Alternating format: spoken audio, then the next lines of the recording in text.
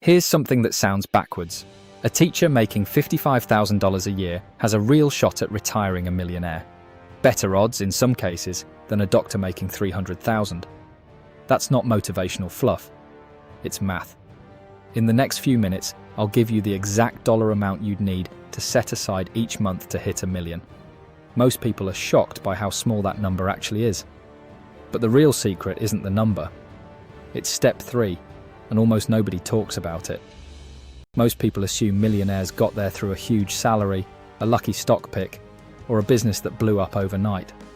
Sometimes that happens. But look at the actual research on self-made millionaires, and most of them had ordinary jobs. Teachers, engineers, accountants, mid-level managers. What they had wasn't a special income. They had a system, and that system comes down to 3 steps. Step 1 is income.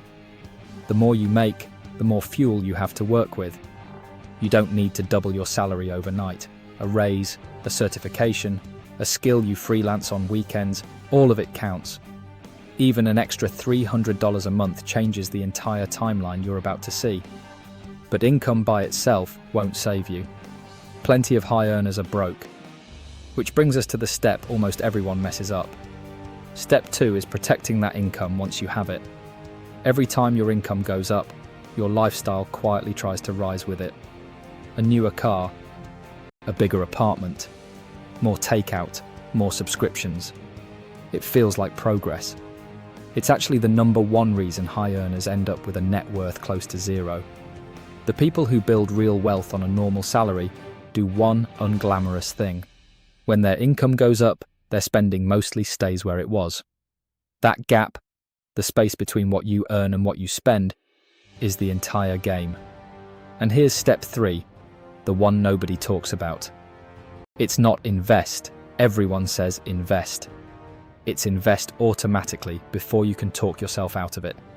Set up a transfer for the same day you get paid, straight into an index fund, before that money ever hits your checking account.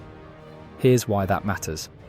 Money invested consistently in the stock market has historically averaged around 8% a year. Nothing's guaranteed. Markets go up and down. But run the math at that average, and investing around $700 a month for 30 years lands you right around $1 million. Start earlier, and that monthly number drops. Start later, and it climbs. Either way, none of it comes from picking a winning stock. It comes from showing up every month and letting time do the multiplying. Here's what quietly kills this plan for most people. Waiting for the right time to start, which usually means never starting. Pulling money out the moment the market dips, which locks in the loss instead of riding it out. And the biggest one, measuring your progress against people whose actual finances you can't see. A new car in someone's driveway doesn't tell you their net worth. It might just be telling you their debt. So the formula really is boring. Earn a little more, keep your spending roughly flat, automate the investing, and give it time.